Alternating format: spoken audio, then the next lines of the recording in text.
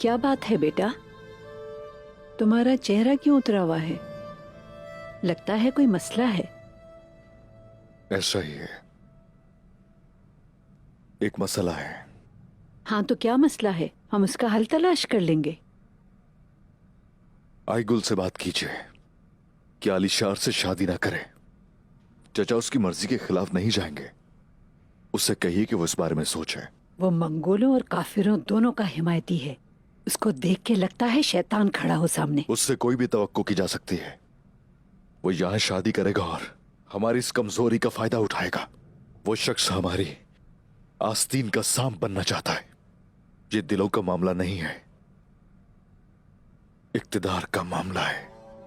तुम्हारी बात ठीक है, मगर अब ये मुनासिब नहीं। आईगुल के हाँ कहने के बाद हमारे मना करने से क्या होगा? आप ठीक कह रही हैं, बिल्कुल ठीक कह रही हैं। आलिशार की सोच कुछ और है। अगर ये शादी हो गई तो खानदान ही नहीं बल्कि पूरा कबीला बर्बाद हो जाएगा। हर चीज में मुदाखलत करेगा वो। मुश्किल नहीं, मैं आलिशार को रोक भी सकता हूं, लेकिन आईगुल से बात करें तो बेहतर होगा। आईगुल की मर्जी के बगैर हम कुछ भी नहीं कर सकते। तुम्हारे अंदर गुस्सा भी उतना है और उतनी ही शफकत भी उस्मान।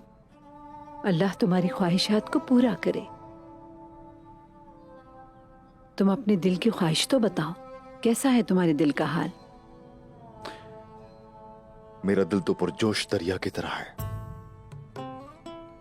जो हर चीज को बहा ले जाना चाहता है। और कभी तो ऐसा लगता है कि जैसे बंद हूं किसी पिंजरे में, बहुत थक चुका हूं। तुम्हारा दिल अपने महबूब को पहलू में देखना चाहता है। इंसान जब तक अपनी मोहब्बत के पास ना हो तो ये दो हिस्से बड़ी कश्मकश में मुब्तला कर देते हैं। बाला जरूर एक दिन मेरे पास होगी, बस सब्र कर रहा हूं।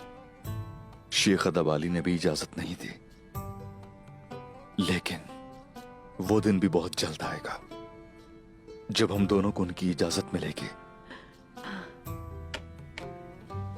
इंशाअल्लाह बेटा, इंशाअल्लाह।